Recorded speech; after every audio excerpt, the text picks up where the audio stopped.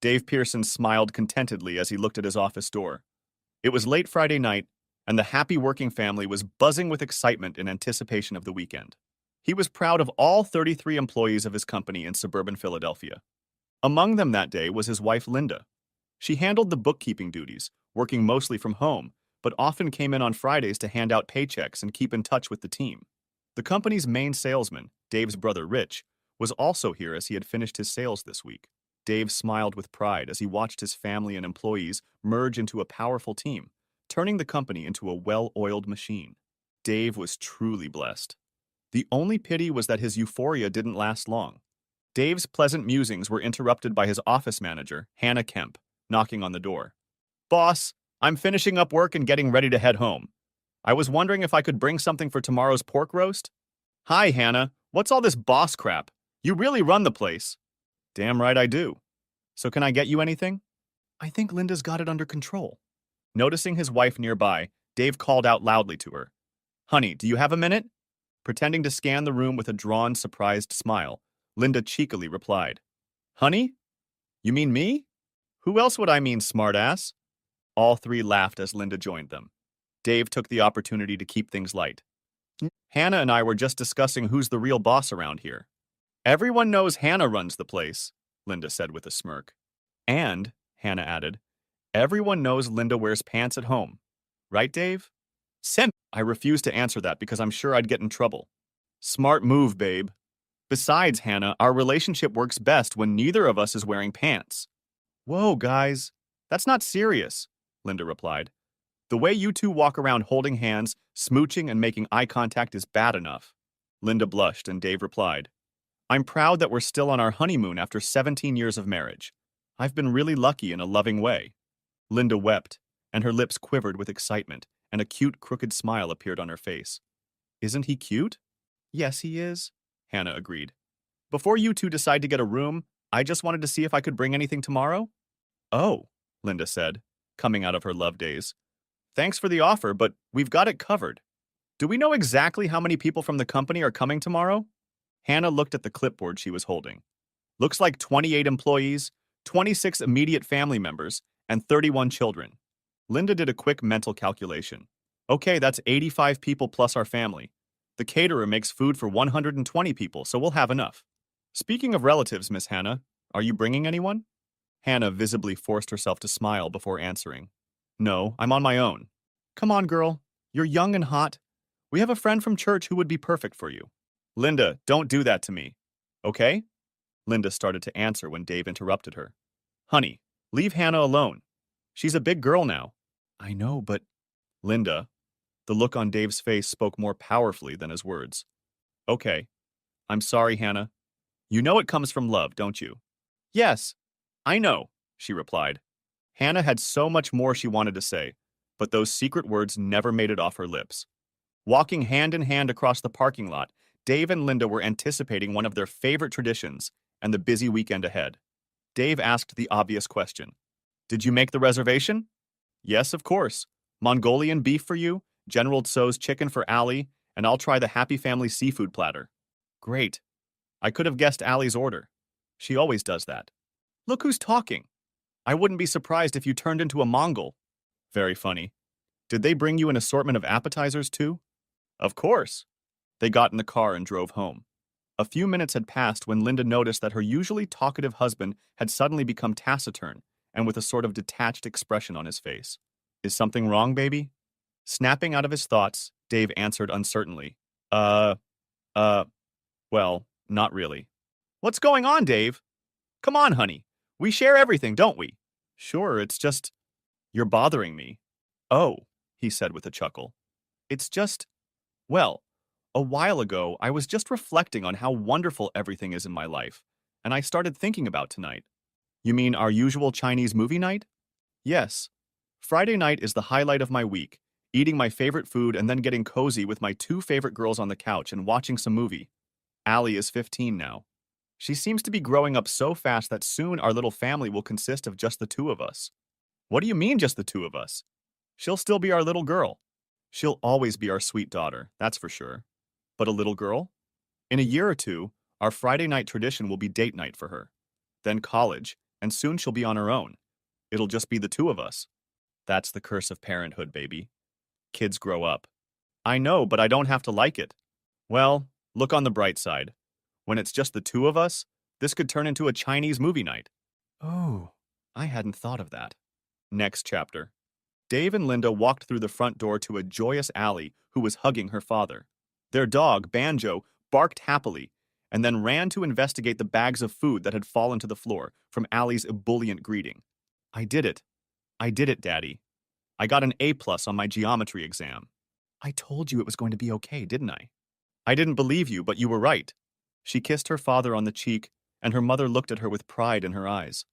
Linda knew Allie was Daddy's little girl, and she was fine with that. She remembered having the same relationship with her late father, and would never deny either of them this blessing in life. Dinner passed in vigorous conversation. When they finished and cleared the table, they retired to the family room for the best part of Dave's week. Dave asked, "Whose turn is it to pick today?" "Mine," Allie replied. "I picked the old comedy you were talking about that I haven't seen." Dave laughed. "An old one? What? From 2015? I thought you were going to pick the next John Wick movie after my choice last week." "Oh God, no," Linda exclaimed. "No body count movies today." Dave didn't want to let the subject drop. "Allie, how many dead bodies were there last week?" "Dad, I lost count after 100. Anyway, this week we're watching Robin Hood, Men in Tights. Sound okay?" They sat on the couch, Dave in the middle, with two women he loved leaning on each shoulder. The word woman lingered in his head. Allie was only 15, but she was already a young woman.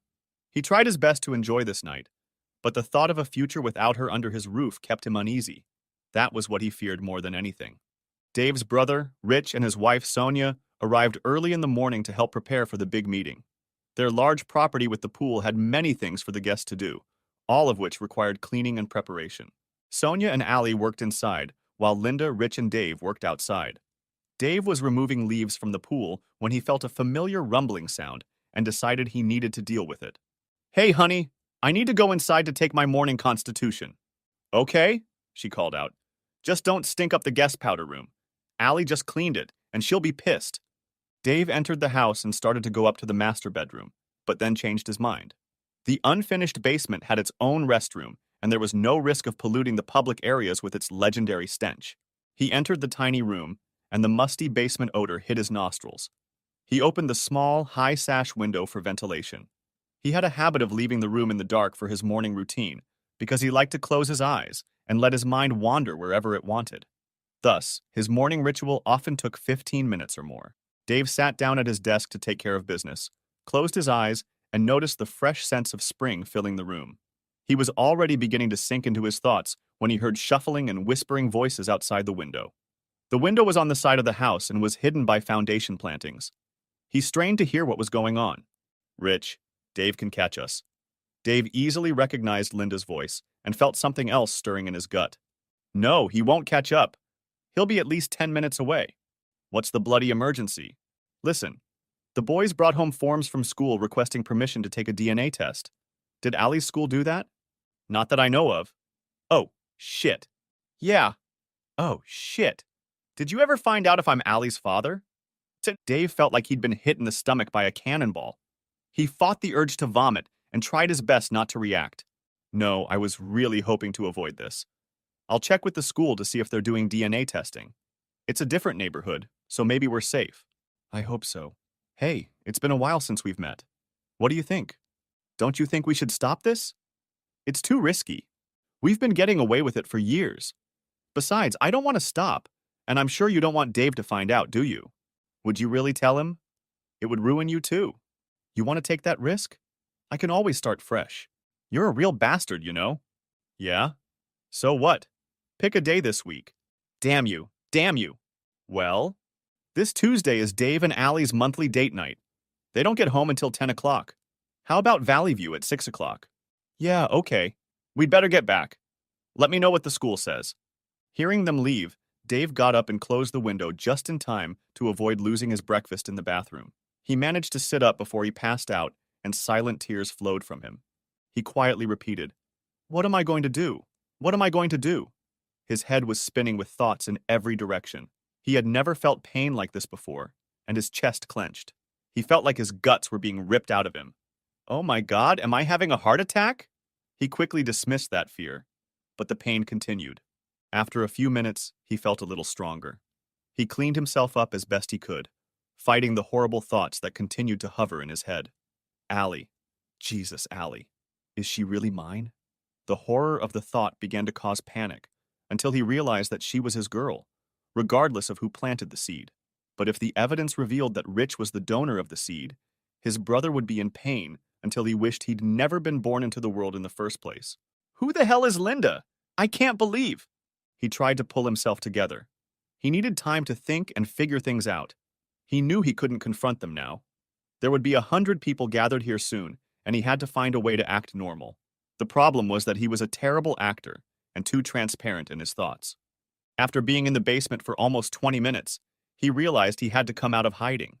What can I do? His mind wouldn't settle down. Ice, he whispered aloud, addressing no one in particular. He realized that by sneaking out of the house to buy ice, he would lose precious time to pull himself together. He splashed water on his face, trying to hide the signs of his devastation, and then went upstairs to try his heart out to portray an Emmy-worthy performance. As he exited the basement, he spotted Sonia. Sonia, if you see Linda, tell her I'm running for ice. Sure, she replied cheerfully, unaware that her world was about to explode as well. Dave parked in front of the store and decided to take a few minutes to just walk around and think. Walking always helped him think. He felt tears come to his eyes and shouted angrily, "Stop it!" He had never been a tearful or emotional person, and it made him angry that he couldn't control himself. He needed to be in charge and think straight. He needed a plan of action, and he also needed to find a way to get through the party and the days that followed without his family suspecting something amiss. The walk calmed his emotions, and his thoughts became productive as the basis of a strategy took shape. Realizing that he had been away from home too long, he went to the store, bought 8 large bags of ice, and headed home to begin the first act of the tragedy in which he had unwittingly found himself. To his relief, the first person to see him was Allie. She looked at him, and Dave realized that his acting skills were already failing him. "Dad, what's wrong? You look terrible." "My stomach. I had to pull over to the side of the road to throw out a cookie. Can you move the ice from my car to the big freezer downstairs? I need to lie down." "Sure. I'll tell Mom you're not feeling well." "Thanks, honey." Dave hoped that by isolating himself for a few hours, he could pull himself together. There was no better cover than an upset stomach. He heard someone coming up the stairs and quickly jumped up on the bed. A worried Linda opened the door and found him curled up in a ball on the bed. "Baby, Allie said you were sick. What's wrong?" "I don't know. I don't seem to have a fever, but my stomach cramps and I've thrown up twice already." "Oh, honey, I'm so sorry about that. Look, we've got everything under control for the party, so just lie in bed for a while. If you feel better, come back. But even if you miss the party, I'm sure our guests will understand. I don't want to miss it, but thanks for understanding." She kissed his forehead and discreetly checked to see if he was showing any signs of fever. Then, to his relief, she quietly left the room. Left alone, he got up to walk around. Dave's logical mind began to come up with a strategy. Then he started jotting down details and possible contingencies. Divorce was a given. No doubt Rich and Linda would be laid off. He thought through the financial details. He tried to figure out how to protect innocent bystanders. Worry for Sonia and her boys and Dave's parents plagued his conscience greatly. But Allie? Whether she belonged to him or not, all this would shatter her world. He thought she would want to stay with him, but he couldn't be sure. He'd already lost his wife and best friend, and he couldn't bear the thought of ruining his relationship with his young daughter. These fears threatened to bring on more tears, but he silently chided himself for not being able to hold them back. As if sensing that he was thinking of her, Allie chose that moment to visit him. He heard her coming up the stairs and quickly lay down. He pretended to sleep, but his play failed him again. Her hand ran gently through his hair above his ear. He couldn't look at her, or his game would disintegrate. "Daddy, are you okay?" "I don't know, baby. I want to try to get a few hours of sleep before people come." Banjo jumped on the bed and licked his master's face affectionately. Dave let him do it, not only because he liked the dog's attention, but because it effectively wiped away runaway tears. "I brought you a concerned friend. Do you mind?" "Sure. Hi, buddy," he greeted his furry companion, hugging him. "I love you, Daddy. I hope you're feeling better, okay?" "Thanks, baby. I love you too." Since he was facing her to hide his face, She had to lean in behind him to kiss his forehead. Feeling her love, he was covered in pleasant goosebumps, as if physically confirming how much he loved his little girl. At that moment, he realized he had made the right decision regarding the dilemma he was struggling with. Allie had to know the whole story before the confrontation began.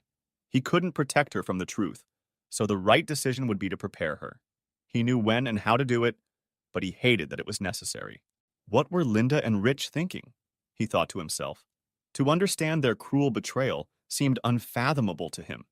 Now he was to set off a bomb in his family by exposing their treachery. The blessings he had enjoyed less than 24 hours ago had now turned into painful memories of a perfect life that no longer existed. With the sour taste of betrayal in his mouth, he quietly spat out his anger. Damn them! Damn their sorry asses! Dave managed to be sociable with the guests, and he was lucky that Linda and Rich were too busy to socialize with him. Hannah cast curious glances at him now and then, as if realizing something was wrong, but said nothing. He kept Allie close to him so that he could care for her, and indeed lean on her for strength. She knew of his dependence on her, but assumed it had to do with the fact that he wasn't feeling well. Her watchful eye reassured him not to give himself away. He helped with the cleaning and then announced that he was going to bed early. His decision to use the guest room was justified, and Linda bought that excuse. He was pleased with himself that his plans for the first night had worked out well. The next morning, the family attended church. In the middle of the morning message, Dave pretended to feel his phone vibrate and looked at the text screen, feigning disgust. Linda threw him a questioning look, to which he replied, "Later." Once the service was over, she asked, "What was that message?" "The owner of Gupta Water Equipment needs me tomorrow for a meeting with his big client. He wants me to be there until lunchtime, so I'll be back on Tuesday." "Where are they located?" "In Pittsburgh. I'll need to leave this afternoon." "Are you feeling all right? You looked very green yesterday." "I'm all right. I'd better leave this afternoon. I want to have enough time to get a good night's sleep." "So we're still going to your parents' house for lunch?" "Yes. I'll drive separately so you and Allie can stay." Dave was pleased with himself. The second and third nights were safely completed. At his parents' house during Sunday brunch, he stayed as far away from Rich as possible. Linda was busy enough helping with the food and chatting with Sonia, so she didn't notice his aloof attitude. He left as soon as lunch was over, stopping by the house to pick up any necessary paperwork, and then driving to the Marriott Courtyard Hotel, 5 miles from their business. And after checking in and getting settled, he called his attorney, who fortunately also happened to be a good friend who didn't mind the Sunday call. "Hey, Dave. To what do I owe this Sunday's call from my favorite client?" "Bill, I apologize for taking advantage of our friendship by calling you today, but I have a serious problem." "Damn, I'm sorry, my friend. Do you want to come over to my place and talk? I've got a few bottles of Yuengling lager beer with your name on it." "Do you mind?" "Sure. I won't even bill you for the watch or the beer," he said with a chuckle. "Come over if you want." "Dude, thanks. You're a good friend, and I really need one right now." Dave met with his attorney, Bill Hardwick, and explained his dilemma. Bill had gone through a divorce himself for similar reasons, so he really turned out to be an involved listener. As they got into the details of Dave's plan, Bill realized why his services would be needed, even though he didn't practice family law. "It's a smart move to combine business law and family law in this problem," Bill remarked. "Would you mind using the services of my friend who handled my divorce? She's a real shark." "I was hoping you had a recommendation. How soon can we call her?" "Let me call her right now and see what she can do to fit us into her schedule." Bill stepped back for privacy and called Angela Hall. She hated cheaters with a passion, and Bill knew she would treat Dave right. After talking for a few minutes, he disconnected the call and returned to his friend. "Good news. She's coming over and joining us for dinner. Is that okay with you?" "Wow. It makes me feel special to get a Sunday service like this." "Listen, my friend. What your wife and brother did really hurts my soul. We have to make things right.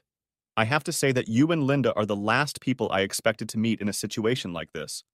"Yes, both you and me." "Well, don't start feeling too special. You're buying dinner. We'll order from Kelly's Steakhouse when Angela arrives. They deliver, and they know my place well since I can't cook." Angela was a nice woman, and Dave realized that she and Bill were more than friends. Bill quickly confirmed his suspicions. "Yes, my friend. This nice lady is single. But don't think you have a chance. She's already ready, as we're getting married in a month." "Wow, that's great. I can come up with a lot of sarcastic comments, but my mood has my filters down and I don't want to come across as nasty." "Relax, Dave. I already know I don't deserve this beautiful, amazing woman." They spent the afternoon and evening discussing strategy and thinking through their actions. Angela took Dave's financials and set up a meeting for Monday afternoon to finalize the details. All indications were that Dave would be ready to serve Linda on Friday. At one point, they took a break so Dave could pretend he was in Pittsburgh when he called home. Linda answered, "Hi, honey. I guess you got there okay. How are you feeling?" "A little tired, but that's okay. I had a quick bite of a burger and I'm going to go to bed." "Is Allie there?" "Yes, next to me watching TV. Can you put me on speakerphone?" "Sure." A moment passed as she handed her daughter the phone. "Hi, Daddy. I miss you already." "I miss you too, honey. I just wanted to let you know I'll be home in time for our date on Tuesday." "Oh, good. 'Cause I was wondering if you were going to set me up." "Never, baby. We'll have a fancy dinner and a movie. Pick a movie you want to see that starts around 7:30, okay?" "Sure." "Okay, guys. I'm off to bed. Love you both." After a chorus of love yous, the call cut off. Linda was a little hurt that they hadn't talked more, but she suspected that Dave's 5 or 6 hour drive had knocked all the energy out of him. Dave opened the window by the hotel bed, hoping the fresh air would soothe his soul. But instead, strong odors from the dumpster downstairs wafted into the room. Just right, he thought, reflecting on what a stinking mess his life had become. He slammed the window shut, plopped down on the bed, and spent the night haunted by the nightmare he was living in. The next day, Dave's meeting with Bill and Angela went well, and the evening call home was short and sweet when he announced that his clients were expecting him for dinner. In fact, Dave was sitting in a local hotel room eating a hamburger prepared for the room, planning strategy for the next day when he would have to bring Allie up to speed. It was the day he would have to watch his little girl grow up fast, learning the darker sides of life. It was a day he dreaded with all his heart and soul. Tuesday morning, Dave finalized a few more parts of his strategy, then met with his attorney once more to finalize the company-related issues he planned to address in the upcoming divorce, as well as the severance package he planned to pay to Linda and his former brother. He arrived at the office just after lunch to give the impression that he had just arrived from Pittsburgh. The sight of Hannah brought to the surface all the emotions he thought he had kept under control.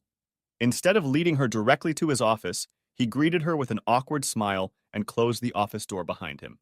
"Get a grip," he said softly to himself. The list of actions in front of him was the crutch that helped him keep his composure. Taking out a notepad, he reviewed the itinerary, took a deep breath, and called his friend and trusted office manager. "Hi, Dave," she said with her usual smile, which quickly faded when she saw his face. Silent tears ran down his cheeks. Not only could he not hold them back, but he didn't want to. "Oh my God, what happened? Are you okay?" She threw aside all rules of office etiquette and rushed to hug the man she held dear, who was clearly in pain. "Dave, what's wrong? Are you sick or something else? Please talk to me." "No," he replied in a shaky voice. "I'm not sick. No one's sick." Hannah pulled a chair over to him and took his hand, stroking his arm, and sat down beside him. Shit. He grabbed a napkin as his composure began to return. "We need to change some things. I think they'll be good, but the reason they're needed is really screwed up." "What? What's wrong?" He looked at her with the saddest eyes she'd ever seen. Swollen and red, they betrayed the degree of pain her boss was in. She realized that only one thing could shake him so badly. "Linda?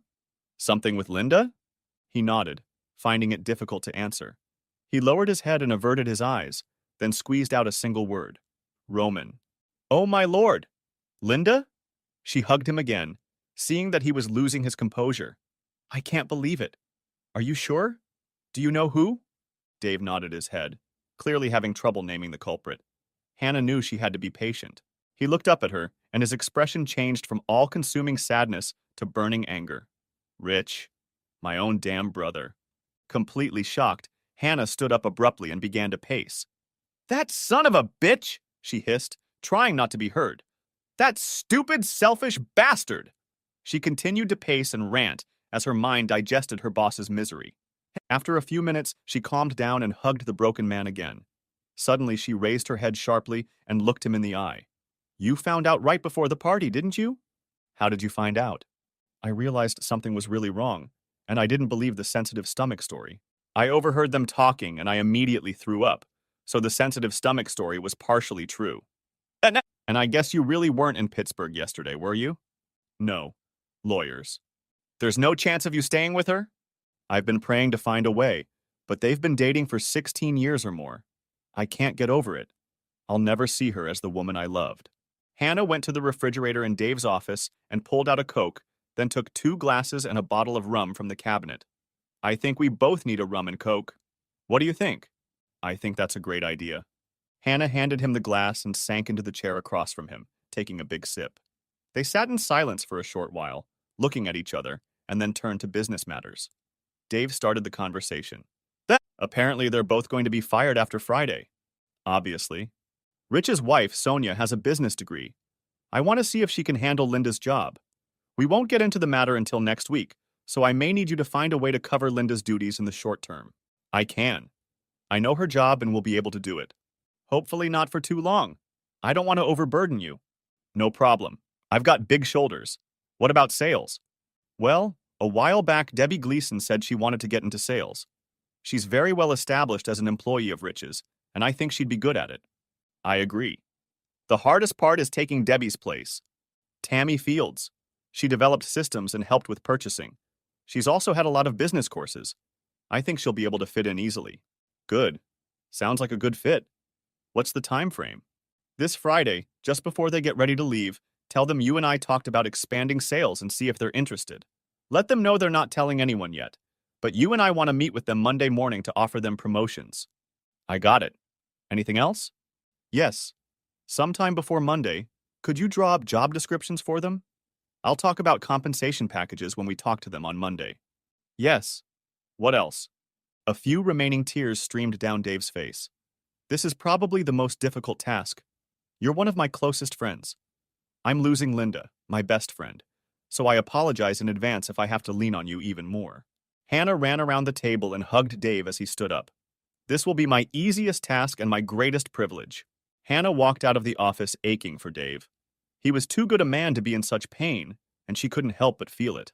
Next chapter.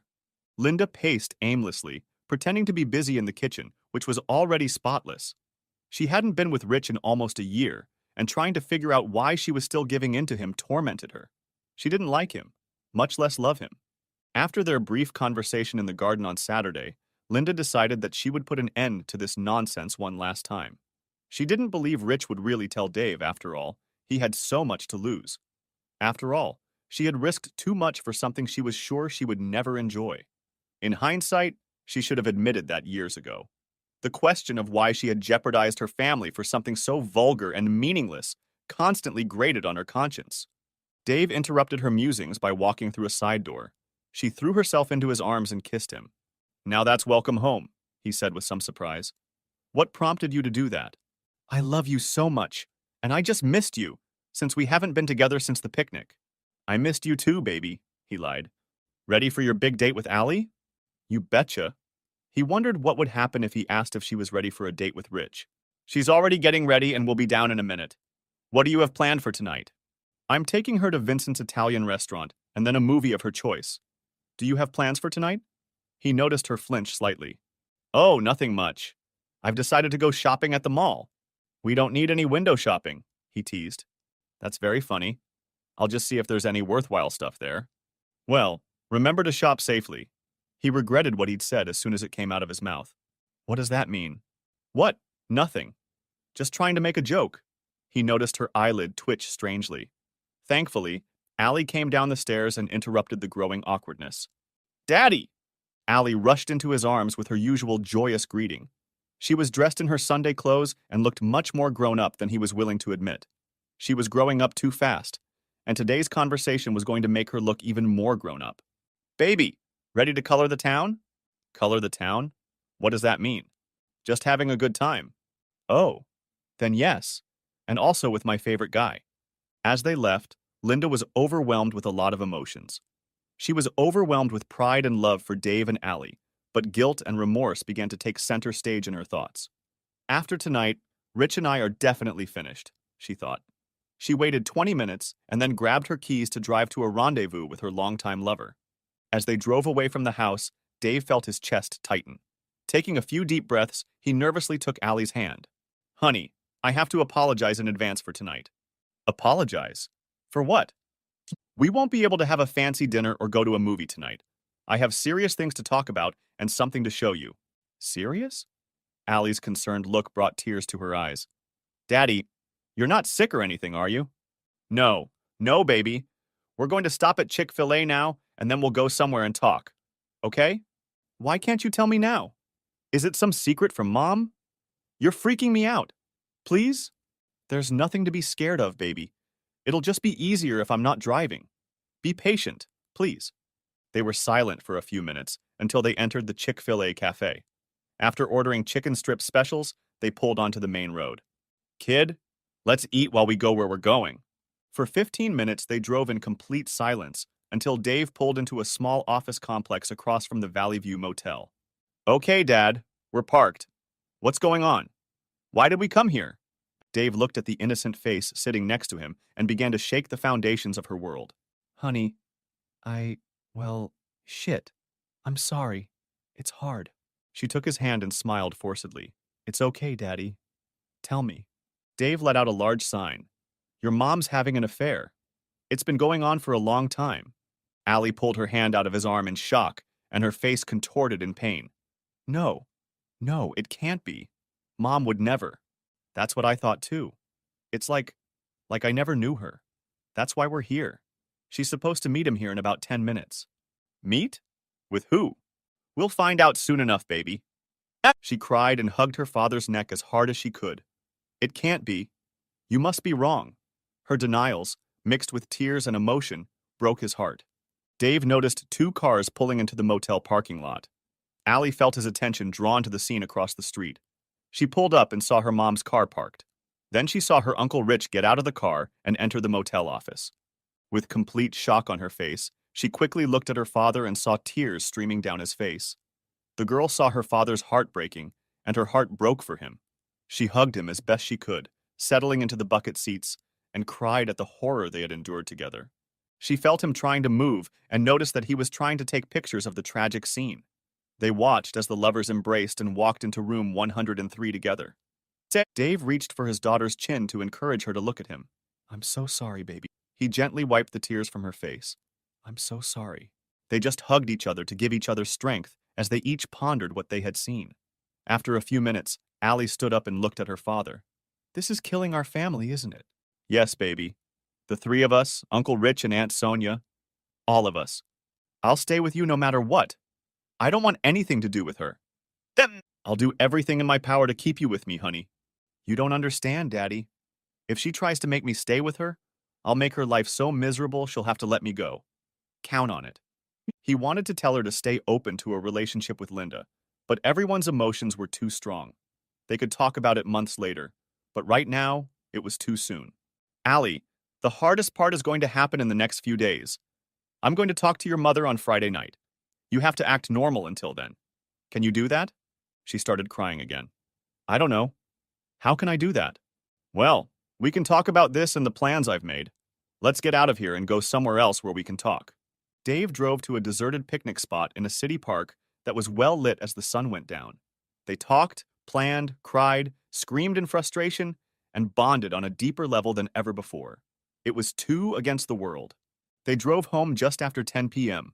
Allie wasn't sure she could act like this for 3 days. Daddy, I'm not sure I can see her without giving her a good slap. Watch your mouth, honey. You may not want to hear this, but eventually you're going to have to maintain a normal relationship with her. They'll never be the same. I'll definitely never respect her. Let's stick to the plan, and it'll take the pressure off of you to act normal. When we get home, just pretend to be really tired and go straight to bed, okay? I can do that. Allie paused to gather her thoughts. Daddy, I really love you. I don't know how you can stand what she's doing, but I'm here for you, okay? How is a slacker like me lucky to have such a wonderful daughter like you? She took her father's hand as he pulled into their driveway. You're far from a slacker, Daddy. You're the best man I know, and the best father a girl could ever dream of having. They entered the house quietly.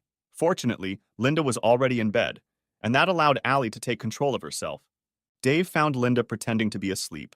He figured she wouldn't want to frolic, since she had just been with his brother. She didn't know that he was counting on her avoiding him so he could avoid her. Dave felt sad that this might be the last time they both got what they wanted in bed. All night they lay back to back, each pretending to be asleep, each with their own thoughts, each in silent tears. Dave woke up from his nap and immediately smelled coffee. He got up, did his morning chores, got dressed, and packed his suitcase to head across town for 2 nights. Going downstairs, he quietly went into Allie's room to see if she was ready, and she greeted him with a silent smile and a nod of her head. He found Linda in the kitchen making pancakes for the family. She turned to greet him with a wide smile. "Good morning, honey. Breakfast is almost ready." He hugged her from behind and kissed her neck like any other morning. As planned, Allie came out of her room exactly at the appointed time. "Good morning, parents." "Good morning, baby. Did you sleep well after your date with that hot guy?" "Sure did." "Dad, have you asked her yet?" Linda threw her husband a questioning look. "About what?" "I forgot to tell you last night that I have to go back to Pittsburgh today, and I'll be back on Friday. I mentioned it to Allie last night, and she begged me to go with her."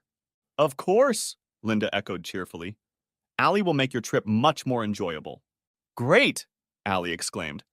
"I'll eat quickly and get ready. It won't take me long." Breakfast was eaten quickly, so conversation was minimal. Allie rushed off to pack, while Dave went to his home office to gather the necessary items. Allie and Dave got into the car, and both breathed a sigh of relief. "How did I do, Dad?" "Great. Your idea to come with me was just brilliant. Now neither of us will have to worry about the quality of our acting." "You mean bad quality, don't you?" "Exactly. Dad, have you thought about having me with you when you confront Mom?" "I'm still not sure, baby." "I want to be there, and when you see Uncle Asshole too." Language. "I'm sorry. I just think this whole mess deserves a lot of swearing." Dave smiled, admiring Allie's strength of character. A question crossed his mind. "If you were there, what would you say?" "I'm not sure. I think I would have followed my first instincts. But she would have no doubt about how I feel and how much I'm on your side. I want her to know she can't hide from me what she's really like." They checked into a hotel on the other side of town and were on their way in the elevator to their room. Allie was unusually quiet for a while. She stared at the floor in the elevator and quietly asked her father a question. "When do you think their affair began?" "I don't know exactly, but it was a long time ago." She looked at her father with tears in her eyes. "You don't think—" He interrupted her. "I know what you're asking, baby. I don't know, but the answer won't change anything between us." They stepped off the elevator and walked in silence to their room. As soon as the door closed, Allie continued to talk about what was on her mind. "Do you want to find out everything?" "I don't know, honey. Do you?" "I know who my one and only daddy is, but I think it would be wise to find out. It's just, well, it's bad enough being the daughter of one cheating boyfriend. I don't know if I could stand being the child of two selfish assholes." "So you want to know?" "I guess I do.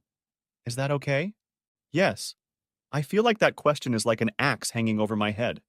Is it okay if we wait a few months? I have a reason to hang on for now."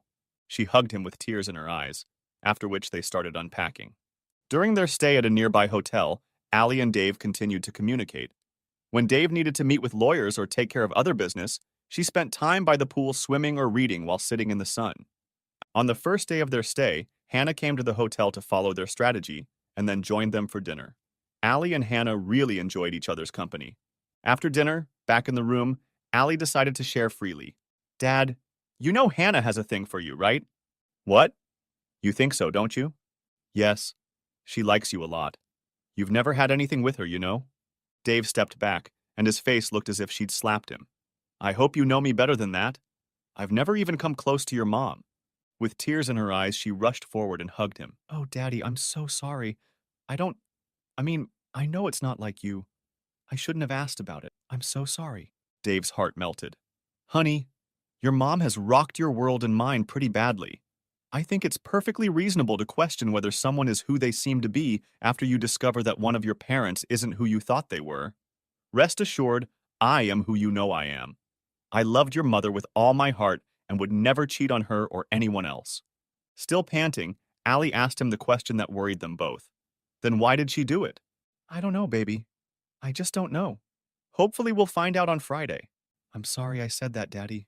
I know how good you are. Will you forgive me?" "You don't need forgiveness for asking what's on your mind.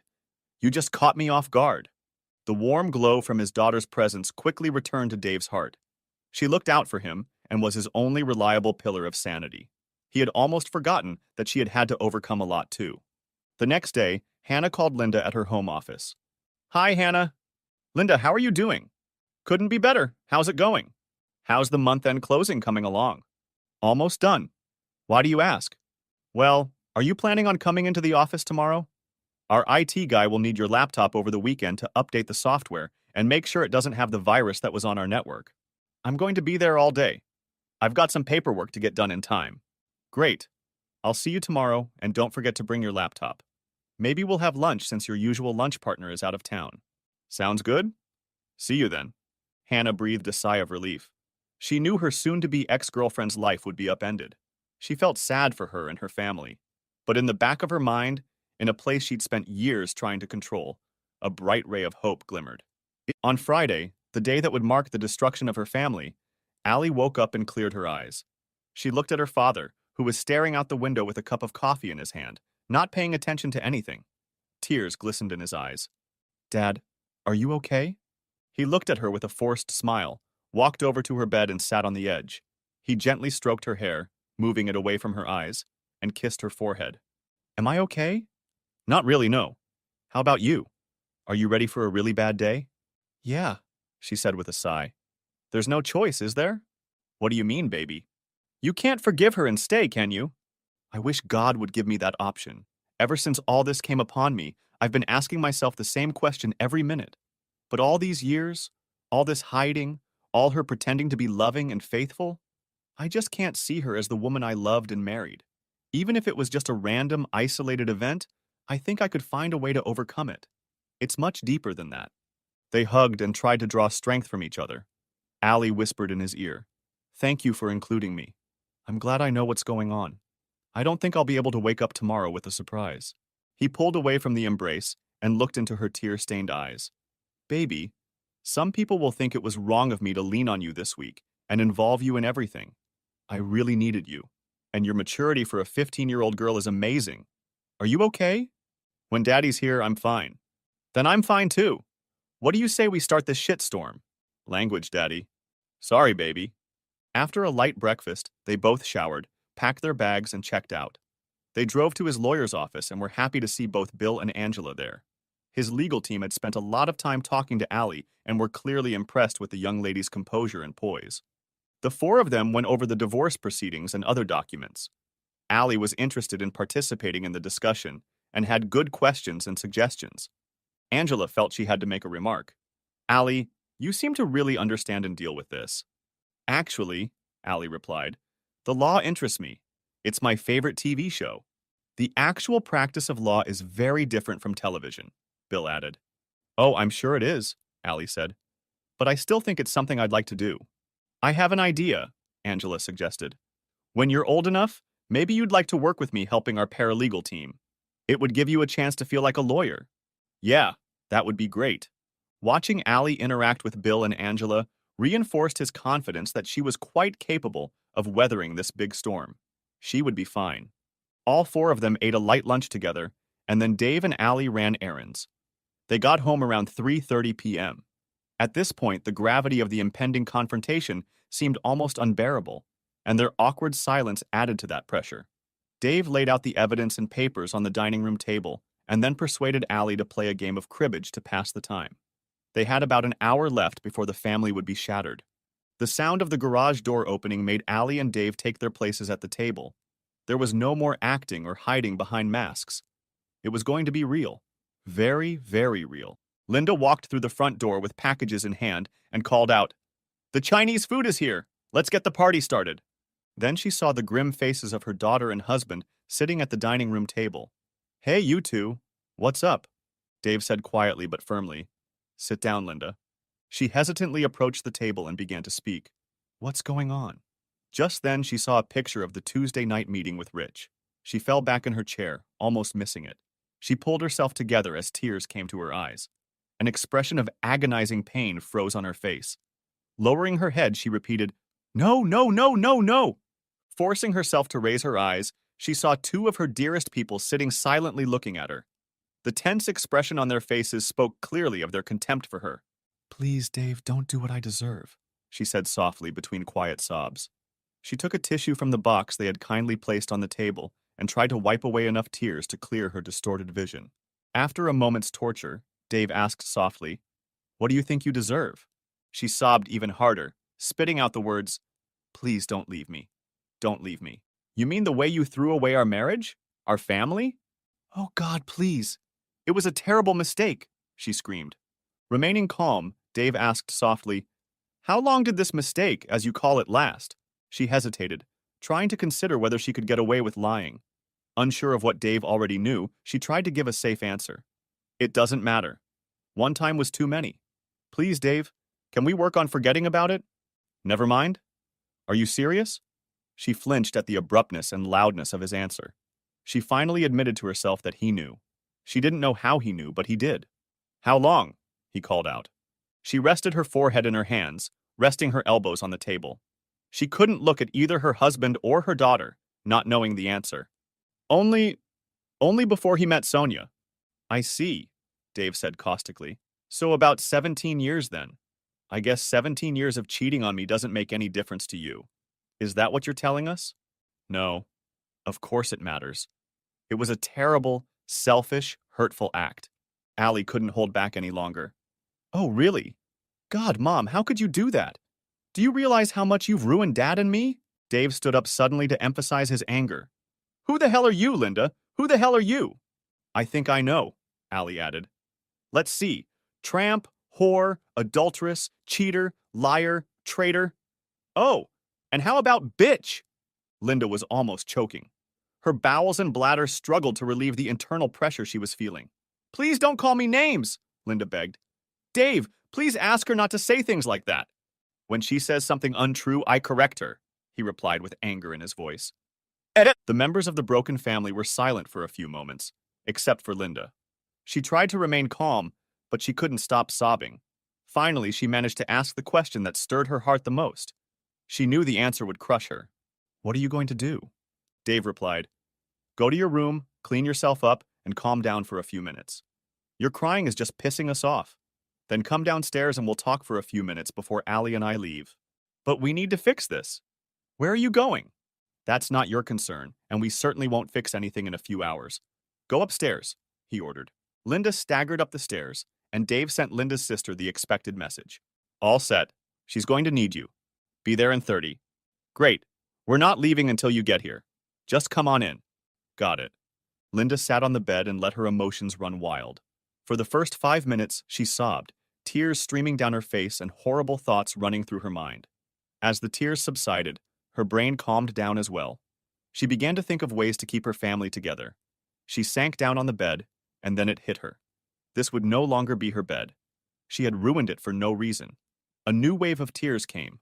20 minutes later, she came downstairs, still visibly upset, but more in control. She sat in silence, looking confused and ashamed. She was relieved that Allie hadn't been with her during this part of the conversation. She waited for Dave to take the lead. "First of all, I think you realize you're fired." Linda's tears came again. "Why? I'm good at my job. Why should I be fired?" "Do you really need to ask?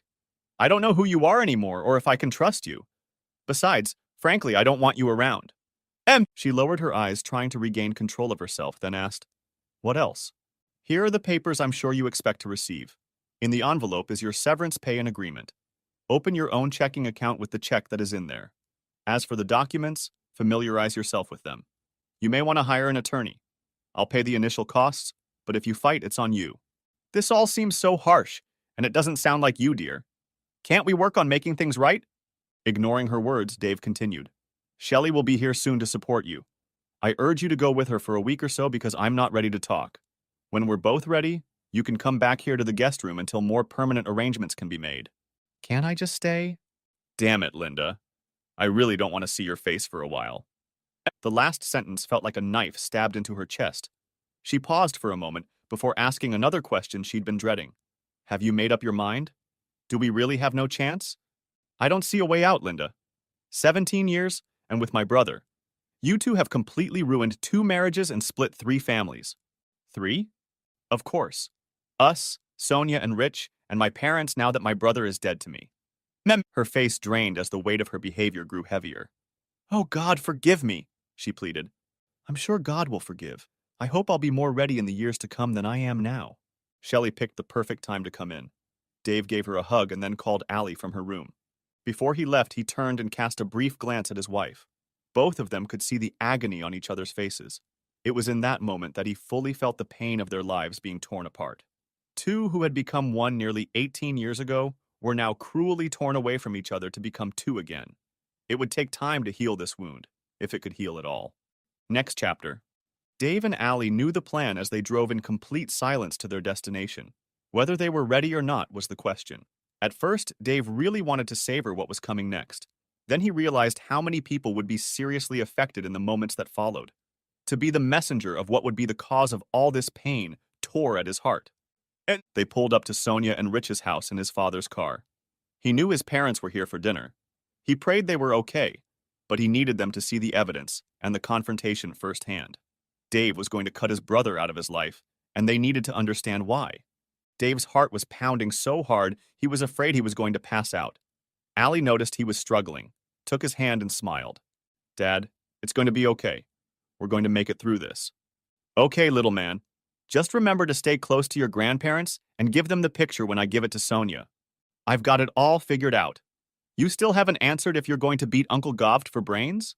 "I'm not going to, but we'll see what happens. Remind me we need to talk about your increasing use of profanity," he said, suppressing a chuckle.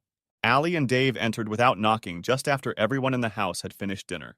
The four adults had just gotten up from the dinner table, and the kids were somewhere else in the house. Allie ran to hug her grandparents, and Sonia greeted Dave. "Hi, guys. I wasn't expecting you, but we have plenty of food if you're hungry." Dave kissed his sister-in-law on the forehead. "Thanks, but we've already eaten. I'm afraid we have something unpleasant to discuss." He handed Sonia a picture of Rich and Linda's date, and Allie gave her grandparents her copy. The room was filled with a chorus of, "What's this?" that grew louder as the images became clear. Dave handed the copy to his brother. "Well, dear brother, would you care to explain?" Rich turned white and sank into a chair. "Yes," Dave's father turned to his youngest son. "Can you explain this, Richard?" Sonia pounced on her husband and slapped his face as hard as she could while shouting obscenities and accusations at him. Dave tried his best to contain and calm her anger. "Let's hear him explain." "Yeah, let's hear it," their mother added, and Allie hugged her protectively. "Mehmet!" Rich stuttered and couldn't find the words to get him out of this mess. "That was...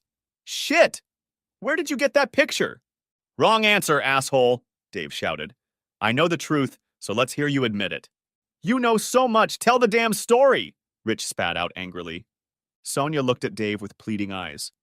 "Dave, please?" "Okay. That piece of garbage and my wife were having an affair. Not just a little fling. Oh no. Those assholes have been doing it since before he even met you, Sonia." She hurled curses and insults, kicking and punching him, seemingly with the speed of a Tasmanian devil. Rich fell to the floor and curled up, trying to defend himself. Finally exhausted, she burst into tears, ran into the living room and threw herself on the couch. Her mother and Allie rushed to help her. Their father walked over to Rich and, standing awkwardly close, asked him in a commanding tone, "Is this true, Richard?" Rich looked at his father with a tear-stained face and simply nodded. "You stupid piece of shit. How could you do that to your own brother and wife? God damn it, son. I don't know how I could be more disappointed. You're just a disgrace." "I'm sorry," Rich pleaded. "I'm really, really sorry, Dave. Leave it alone, asshole," Dave spat out. "There's nothing you can say to make it right. You're dead to me, man. I never want to see you again. Apparently, by the way, you're fired." "Dad," Dave continued, "I don't have a brother. Do you understand?" "Son, give yourself time to cool down." "Papa, I don't have a brother. I never want to see him at Sunday dinners, holidays, weddings, etc. If he's there, I leave. If he accidentally shows up too often, I'll assume you've made a choice. Did I get that right?" "All right, son. I got it. But don't expect Mom and I to cut him out of your life like you're about to do." "I get it. Just don't think it can be fixed." Sonia led the ladies back to the dining room, shouting at the top of her voice as she did so. "I put up with your crap, and this is how you treat your family? Get out! Get out! Pack your things and leave, now!" "Go, Rich!" their father commanded. "And don't think you're staying with us. None of us want to see you right now." Rich looked at his father with tears in his eyes. He looked at his mother, hoping to find tenderness in her, but saw only contempt. He got up off the floor and went to gather his bag. Before leaving the room, Dave had to give him directions. "Listen, asshole, report to Bill Hardwick's office on Monday at 10 o'clock. Turn in your company car to him, and he'll give you a severance package. Read the terms and conditions carefully. Now I need the keys to your office. Hannah and I will sort through your things, and Bill will have them for you to pick up. Rich reached into his pocket, removed the keys to the office from his keychain, and, without making eye contact, handed them to his brother. Dave then walked over to Rich's computer bag, and Rich tensed in panic. I'm taking your computer, Dave said. No, Rich said anxiously. I've got stuff on there. I won't let a former employee access company equipment or information. Anything personal here will be in Bill's possession when you show up on Monday. No, Rich shouted. Let me take him for a few minutes. Rich's reaction set off an alarm in Dave's mind. Something wasn't right about his brother's reaction. Now, more than ever, he was determined to get the computer bag before Rich got to it. Get it into your head that it's company property and it's coming with me. Now back off. Rich pounced on his brother in a complete panic and threw a punch that landed on Dave's cheek. Dave was shocked, but an unhealthy grin appeared on his face. One punch knocked Rich to the floor. Everyone else in the room screamed, trying to break up the fight. To Dave, it was an unintelligible cacophony that had the opposite effect and instead fueled his anger. Finally, his father rolled him onto his back and enclosed him in a bear hug that stopped the barrage. Dave and his father helped each other up. Rich was semi-conscious and was left lying on the floor. Dave's senses returned to him as he surveyed the scene. Sonia, I'm sorry for coming down on you so suddenly. Can we talk privately sometime this weekend? I guess so. Mom, Dad, I'm sorry about that. We understand, his mother replied. We'll talk later, okay? Yes, I'd love to. Allie, I think I've done enough damage for tonight. Are you ready to go home? Let's go, Dad. Turning to his father, Dave asked one more favor. Will you and Mom stay to help Sonia and make sure that idiot leaves quietly? We'll do that, son. Go take care of your family. You mean what's left of it? It's just me and Allie here now. We're here for you too, son? Allie and Dave walked away in silence. Dave's soul flared with regret at the scene he had made, but a large part of him was glad that he had been able to take his anger out on a worthy target. Now a more pressing problem quickly occupied his thoughts, and Allie realized it too. Why is Uncle Rich so angry about his computer bag? What's in there? I'm thinking the same thing, honey. Let's go home and find out. Daddy, are you okay? You were a little out of control. I'm fine. My arm hurts a little, he said with a forced chuckle. I was worried you'd hurt Grandpa when he tried to stop you. I guess I was more than out of control, wasn't I? Definitely. It must have felt good, though.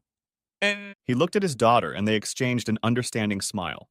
The family left Rich alone, and he loaded everything he could into several suitcases and a bunch of trash bags. Sure, he was upset that his years-long affair had been exposed. But most of all, he was pissed that Dave had taken his computer bag. He needed the damn thing more than ever. He made sure no one saw him loading the lockbox into one of the large suitcases. He would need its contents to last him for a while. After loading his belongings, he left the house without saying goodbye to anyone. He needed to get as far away as possible, so he headed north on the northeast-bound Pennsylvania highway. He needed time, but he didn't know when Dave would learn the truth about his misdeeds. He had to disappear. Rich didn't know how to work under pressure, so his plans were piecemeal at best. He wanted to find a small town in Wyoming or maybe Idaho. He thought he could rent some cheap lodging for cash, unload, and then drive further west to ditch the car. To get back to the apartment he planned to rent, he'd have to steal a car or motorcycle. Another option was a train or bus ride that wouldn't attract the local cops. Even more urgently, he needed to buy a computer. But without the file that was on the laptop Dave now owned, he didn't know how to access his accounts. Shit! He yelled to himself. How did everything turn to shit so fast? In his haste and panic, Rich had overlooked two important things. One was lying on the console next to him. The other was right above the rearview mirror. Dave realized that he and Allie had never had dinner, so he stopped at a fast food place on the way home. They pulled up to an empty house. On the one hand, they were glad they wouldn't have to see Linda, but on the other hand, they were already feeling the emptiness in their lives due to her absence. After eating, Dave took his brother's computer bag into his home office and began to examine its contents. Everything seemed normal until he found an envelope that didn't seem right. The envelope had the logo of one of their big clients, Brandy Water Processes. There was no name or anything else written on it. He opened it and found a check inside. His blood ran cold in his veins when he saw that the check was made out to Rich's cleaning services in the amount of $9,900. And it didn't take Dave long to run through the various scenarios in his mind explaining it. It was a bribe. Rich, what are you up to? he asked aloud. Finding no other papers in his bag, he booted up the computer using the administrator password. It didn't take him long to find a file that a novice would have thought was hidden, but Dave wasn't a novice. Realizing what he had discovered, he called Bill, his lawyer friend, again. Dave, I was hoping you'd call. How did your run-in go? As expected, but I have a new development. I really need your help again, and this time urgently. What do you mean urgent tonight? I'm afraid so. Scotch or beer urgent? Maybe both. Can you come over? I don't really want to leave Allie alone. Should I bring Angela with me? Snip, snip. It's nothing to do with the divorce, but she's always welcome. Bill Hardwick arrived 25 minutes later to see what his friend's latest crisis had to do with. Dave showed him the check and the contents of the computer file. What do you think, Bill? You already know what I think, don't you? Bribery and extortion, right? At the very least. Probably tax evasion and some other crimes. We're talking about federal charges, so the FBI will have to be involved.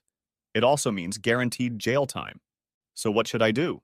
Let me call my friend at the bureau. If what you say about Rich's mental state is true, we need to act fast. He could definitely run away. Bill left a message on his friend's internal phone at the FBI and returned to Dave, who was waiting for him. Okay, my friend. I think he'll call in the morning. We need to meet him as early as possible if he can accommodate us. Let me take the bag with the computer and the check, as I have a not unreasonable belief that Rich may try to come and get them from you. Good idea. You know, Dave, most people pay for legal services after hours and on weekends. It's becoming a habit, he said with a laugh. What kind of premium did you have in mind? Oh, I don't know. How about a bottle of 14-year-old Balvenie single malt? Deal, my friend. As he was walking out the door, a thought occurred to Bill. Oh, Dave, I guess we shouldn't give Rich the severance agreement as written. Good point. I don't want to make it clear that the FBI is involved. Can you add a delayed payout time, maybe based on a reconciliation of expenses or something? Yes, I can do that. Dave had hoped to talk to Sonia and his parents on Saturday, but put it off when Bill called early that morning. They had a 10 a.m. appointment with Agent Steve Majors at the FBI office in Philadelphia. Allie had left him no choice but to go with him. They were a couple and decided everything together. Dave and Bill showed the agent the evidence, after which he called his supervisor Jack Sims to the meeting. After the introductions, they familiarized themselves with the evidence. Jack rubbed his chin as he pondered the documents lying before him. We've got a spreadsheet with all the bribes, an actual unpaid check from the last bribe, details of an offshore account with how much money? $785,952.00, Dave replied. And all of these funds belong to your company? I believe so. Rich had the right to negotiate the price of any project as long as the projected gross margin didn't fall below 23%. In all the projects I had time to check, the margins were just above that limit. So he clearly gave the lowest price in exchange for a bribe that was just peanuts compared to the savings to the client. And it sounds like you had 14 clients willing to do business that way? You do know that all of them will also be prosecuted, don't you? Yes, sir, Dave replied. Do you know where Rich is? No, Dave replied. He was supposed to meet Bill on Monday to get his severance pay, but the way he acted when I confiscated his computer bag and the fact that his wife and family kicked him out. He's probably on the run, Agent Major said, finishing Dave's thought. Steve, see if you can find his cell phone, Jack ordered. They chatted until Steve returned. He's on the run. Fortunately, he's not smart enough to turn off his phone or the OnStar system in his car. He's in Ohio on Interstate 80 and heading west. Okay, let's follow him and try to apprehend him as late as possible on Sunday. That will give us more time to apprehend him before charges are filed. Work with the local precincts once he's in their area. Tell them to keep an eye on him until it's time to take him on suspicion. With the evidence we have, I think we can have formal charges ready by Monday morning. But we can hold him for 48 hours without formal charges. Bill, Allie, and Dave chatted carelessly on the way home. Before Rich's crimes were solved, he had other plans to punish his ex-brother that hinged on Allie's DNA test. If the test showed that she was Rich's offspring, he would demand 18 years confinement after the division of Rich and Sonia's funds was finalized. Prison seemed a much better option than anything he had in mind. The results of the DNA test no longer affected his retaliation plan, and for that Dave was very grateful. Bill dropped Dave and Allie off, and they immediately arranged to meet Sonia and Dave's parents at Sonia's house. Dave's mom spent almost the entire meeting in tears after learning of her youngest son's act. His father looked so furious that he was ready to spit nails. Sonia, on the other hand, was rightly worried that this might leave her and her boys. Dave, what am I going to do? How are we going to live? I mean, I'm glad the bastard. Oh, Mom, I'm sorry. I didn't mean to say that you.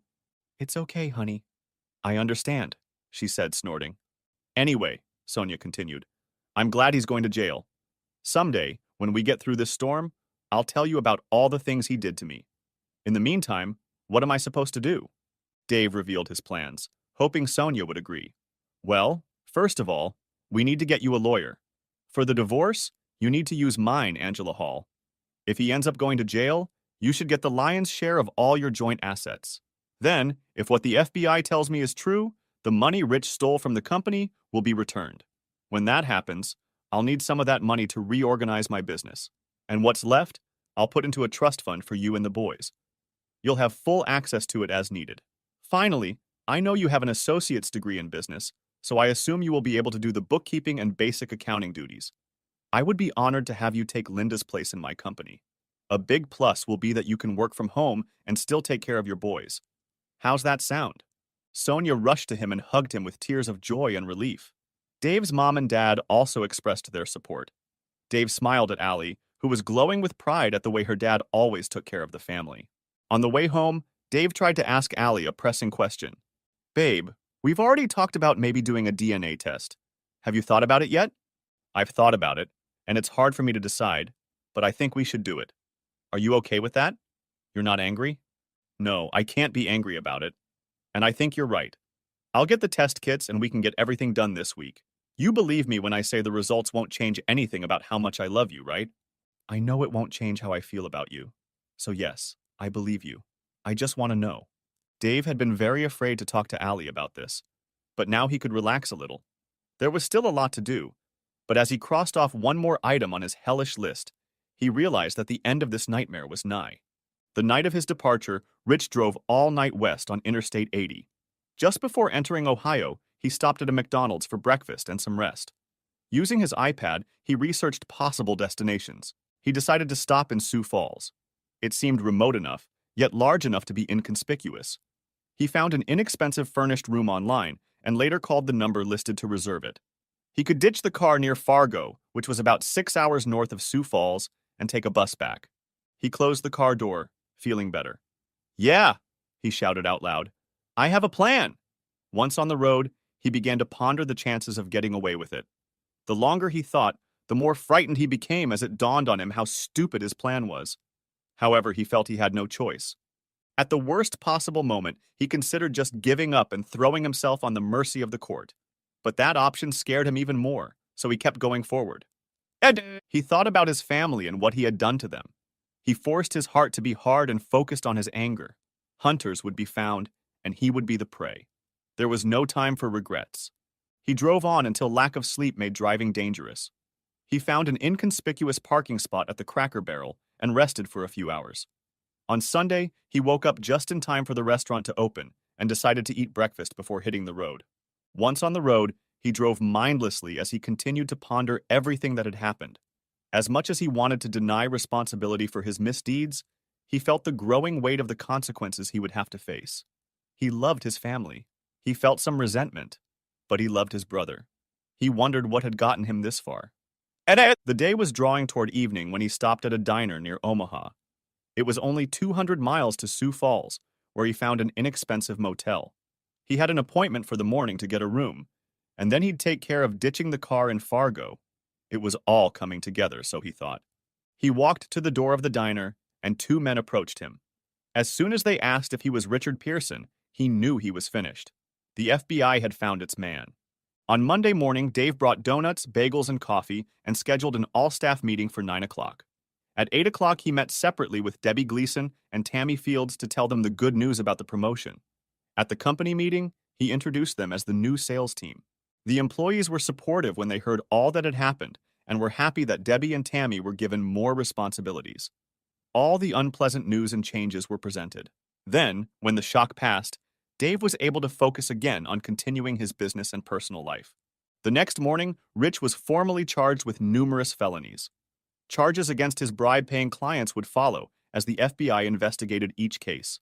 Realizing that he would have to alienate a significant portion of his customers, Dave made plans to change the structure of his business, spinning off part of the manufacturing operation under a new name and developing the distribution business as a new company. He had all the details of the business ready just in time for Linda's return. He would need all his wit and energy to weather this storm. Dave and Allie were enjoying dinner on their first Friday night outing to the Chinese movie theater without Linda when he felt his phone vibrate. Glancing at the screen, he took a deep breath and connected the call. "What, Linda?" Dave noticed Allie cringe at the mention of her mother's name. "Dave, I've missed you. It's good to hear your voice." He replied coldly. "Yes. What do you want?" I, I, I'm ready to come home. Do you mind? Come over late tomorrow morning. We'll talk and see what to do next. Did you hire a lawyer?" "Yes, I hired Rhonda." "We'll talk tomorrow," he said, interrupting her before disconnecting the call. Allie put her hand on top of his. "Are you okay?" He smiled to reassure her. He could tell she wasn't fooled, so he tried to answer. "As well as I can possibly be. How did I do?" "Short, to the point, and on the verge of being rude. I liked it. Just remind me never to piss you off." "Oh, baby, I don't think you'll ever be able to upset me as much as your mom did." They were enjoying their time together in front of a movie that neither of them would be able to remember an hour later. Their thoughts were consumed with all the shit that was going on in their lives. Without Linda, their Friday night tradition seemed strange, but the bond between father and daughter was growing stronger. Next chapter. At Saturday morning, Allie and Dave were sitting in the living room, each buried in their iPads, when Linda walked in. She didn't know what to say, so she didn't say anything. Without looking at her mother or speaking to her, Allie got up and went upstairs to her room.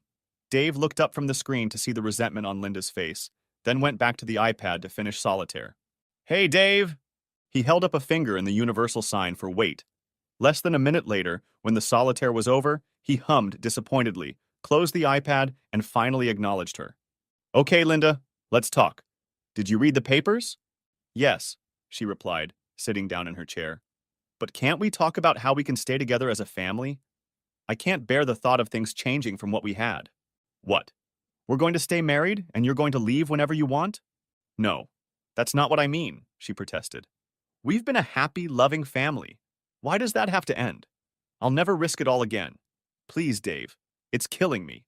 "And what do you think will happen when your 17-year-old affair is revealed, huh?" "Oh, I get it. You never thought you'd get caught. You'd just have your dirty little secret, and you and my asshole brother could keep having fun and laughing at silly old Dave sitting at home playing with himself." No, it was never like that. We never said anything bad about you, and I will never cheat on you again. I can't stand the thought of either of us going through something like that again. Are you telling me that you've spent the last 17 years treating me and our family with disrespect without thinking of the consequences? How can I believe that possible consequences will ever stop you from your damned, self-centered behavior? Her tears came to her eyes again. Please, Dave. One more chance. Is that too much to ask? Hell yes, it is. Once or twice because of some, I don't know, weird psychological attack or too much alcohol, then maybe I could pull it off. Dave stood up, paced the floor, and yelled at Linda for the first time in his life. But 17 bloody years? What was that? I know he didn't get any bigger. Maybe he had some special skill that melted your resistance? Or maybe you just realized you married the wrong brother and actually fell in love with him? What made having fun with him so irresistible to you, eh? Tell me why. Linda flopped down on the sofa and tried to answer through her sobs. No, I never loved him. I didn't even like him very much. And he was terrible in bed. Selfish. He never thought about me. Wow, Dave exclaimed quietly. So, for the sake of having bad fun with a man you didn't even like, you risked everything by continuing to live with him for 17 years. Just imagine how warm and comforting it makes me to know that you cared so little about me that you continued to live after a lousy entertainment and never tried to end your affair. And you still can't tell me why, can you? I don't know, she shouted. I really don't know. It was very stupid and selfish. The first time was a stupid mistake after drinking too much when you weren't home. After that, he threatened to tell you if we didn't date. I don't know. Maybe there was some small thrill in getting away with something indecent. I can't tell you why. I just don't know. So how now, Linda? Get over it. We're done. Dave looked at her as she sobbed and decided it was time to ease the barrage of anger. Take a few minutes and pull yourself together. Do you want some water? Please, she said with a whimper. He pulled a bottle from the refrigerator and held it out to her. When you're ready, come to the table and we'll discuss paperwork and accommodations. Allie sat on the bed and listened to her parents exchange glances. She didn't want to cry, but she couldn't contain herself. Hearing them argue had broken her heart. It broke even more when she heard her father's pain. But her anger at her mother kept her on her toes. She and her father would make a life together. Her mother, on the other hand, she thought, could rot in her own misery. Dave took the opportunity to use the restroom. He let loose the tears he didn't want Linda to see. He needed to pull himself together, harden himself, and shield himself from the feelings he still had for his wife. From now on, everything had to happen without emotion. Dave walked out of the restroom and noticed Linda walking slowly toward the dining room. He walked in and sat down across from her. She looked up at him. Her face was puffy and her red eyes showed evidence of tears and worry. He saw a sadness in her that he had hoped never to see. Her demeanor indicated utter brokenness. He was torn between enjoying her suffering and wanting to spare her pain. It pained him to see her like this. The confusion of his feelings was not helping either of them. It forced him to make a decision. The yelling and accusations would have to stop, at least on his part. "I'm sorry I yelled at you, Linda. I'll try to keep it together, okay?" Almost too quietly to hear, she muttered, "You can yell at me, curse me, hit me if you want to, if it will allow us to stay together. But I know it won't happen." "No, it won't. Did you read the whole thing?" "Yes," she said with a final whimper. "It's all very fair. Only I can't give up Allie. If she stays with me, the house will belong to me. I will give up some of the money you have offered, but please let Allie stay with me." "I can't do that, Linda. You know she and I have a special bond. And now that you've taken my family and I'm losing my best friend, you think I can do without the person I love most in the world? It's not going to happen. I've lost everything that matters except Allie. Don't force me to do this. Besides, in a few months, when she turns 16, she'll be able to choose for herself. It's foolish to try to go against her wishes now. Dave, you won't lose her. You'll still see her and be with her often. But I need to heal the hurt I've caused and mend our relationship. I can't do that if she's not with me. It won't work the way you think it will. In fact, I think it will have the opposite results. Right now, all she feels for you is rage, and she won't get over that in 5 or 6 months. Living apart will help her get over it, and we can both encourage her to let you back in. Forcefully hold her back, and you won't like the way things turn out." "Damn it, Dave, I'm not giving her up," Linda shouted. They didn't notice that Allie was standing around the corner, listening to this conversation. She jumped out into the street and began screaming in her mother's face, calling her terrible names, pointing out every traitorous act, threatening her with every measure available to her. The tirade went on for over 10 minutes. Linda kept turning away, but Allie moved to stand in front of her. At one point, Allie grabbed her chin and forced her to face the anger she wanted her mother to see. Dave pondered how long he should let her go, then walked over to Allie and hugged her gently to comfort her and pull her away from Linda. He felt relieved that she was letting him take control of herself. Linda was trying to recover from the attack and struggled to keep from bursting into tears. Gaining her composure, she asked, "Allie, please, I love you and need you to be with me." Allie replied in a much calmer tone, "That's not going to happen. Every day I'm going to run to Daddy.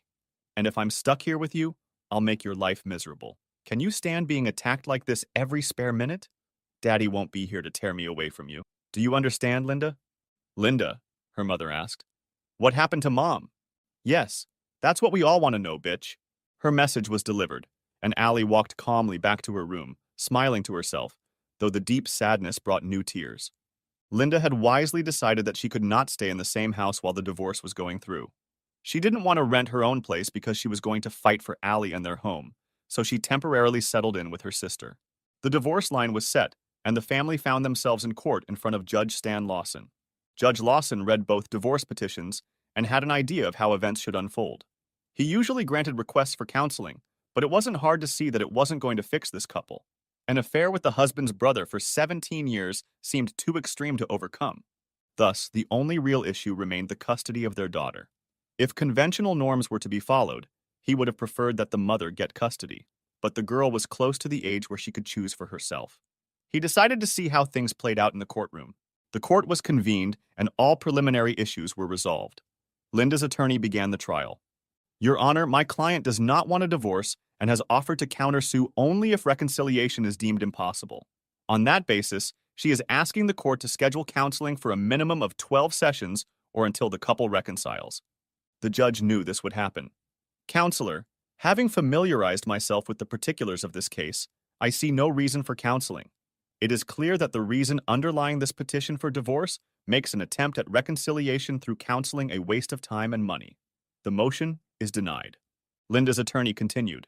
Then, Your Honor, the main issue is custody of their daughter. My client. Counsel, again recognizing that we have the facts before us, and to save time, I'd like to speak with Allie Pearson in my office.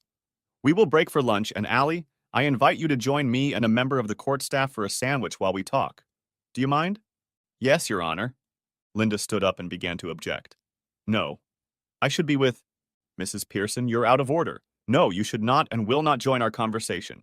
A court official will be on hand to ensure her safety and well-being. The court will recess for lunch and reconvene at 1:30 p.m. The bailiff escorted Allie into the judge's office, and the judge greeted her with a handshake and a welcoming smile. Hi, Allie. It's very nice to meet you. You too, Your Honor, though I wish my family hadn't been destroyed just so we could meet. Yes, he grinned. Look, outside of the courtroom, you shouldn't be so formal. Thank you, but I think you've earned your title, and not using it is wrong. That's very tactful. Well, young lady, I suppose these are difficult times for you. It's been terrible, but not like it was for my father. I think so. Well, let's look at the sandwich menu and I'll have the bailiff place an order. Then we can chat, okay? Sounds good. After the order was placed, they talked about nothing in particular, so the judge could get an idea of Allie's personality and maturity. To say he was impressed with this young lady would be an understatement. After they had finished eating, the judge suggested they move on to the main topic. Allie, just so you understand, it's rare in cases like this that the mother doesn't get custody. How does that sound to you? Your Honor, it seems to me that this is a lazy approach to the case. It doesn't take into account everything that has happened, and it certainly doesn't align with what I want or what I think is best. Okay, fair enough. So what do you think should happen and why? My place is with my father. That's not just an emotional response from a child. I have a lot of reasons. Would you like to elaborate? Sure. For one thing, my dad and I have always been closer than my mom. Not in a bad way. I loved my mom. Loved? Past tense? Deep down, I'm sure I still do. But the way she dealt with my dad was super cruel. I've never seen my dad cry, and now it happens all the time. She crushed him. She crushed me too. Daddy and I need each other to get over the way she betrayed us. Your mom probably needs you too. Shouldn't you take that into consideration? This is going to sound like I want revenge, but I don't. She did this. It's her fault. Besides, my father isn't the type to be alone. I want to stay with him more than anything. Okay, is there anything else? First, I have a question. How old do I have to be to have the right to choose? 16 years old. That's what I thought. It's 3 months away. If you say I have to live with her, that means in 3 months, Dad and I will have to spend even more money to come and tell you I want to stay with him. Is that it? No. Right now, I can't contain my anger when I'm around her. I know I need to get over it and find common ground with her someday, but forcing me to stay with her so soon after what she did isn't going to make us better friends. In fact, I'll be miserable, and I expect I'll make her miserable. Is that a fact? Let me be honest. I'm going to run to my father every chance I get. When I'm in the same room with her, I will have every intention of making her realize that forcing you to make the wrong choice was a mistake. Oh, so you have plans to get back at her? I wouldn't say that, but yes. She'll realize it was a mistake. I think in less than a week she'll take me to her father herself and tell him to keep me. Care to share your plans? Not really. I see, he said with a chuckle. Just curious. Have you considered becoming a lawyer? I'm already on that path. I'll be helping out on Miss Hall's paralegal team next summer. That's good to hear, Allie. I have to say, when you take the exam, I wouldn't want to be an opposing counsel, he reflected. Why don't we get you back to your father? That depends on the circumstances. Will you let me stay with him? I'll make my decision soon, and then everyone will know what I've decided. I know the judge is considered wise and fair. I am counting on it very much, and I hope I will like you as much in an hour as I do now. Are you blackmailing me? He asked with a friendly smile on his face. No, Your Honor. Just telling the truth, the whole truth and nothing but. They smiled, shook hands, and parted ways. When Allie found her father, she told him that she thought everything had gone well. They would soon find out how well.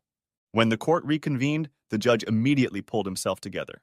I had a pretty good conversation with Allie. Both parents should be proud of this amazing girl. She laid out her thoughts to me in a calm and professional manner, and I took them into account in my decision. Linda and her lawyer were discussing something, and Linda couldn't help herself.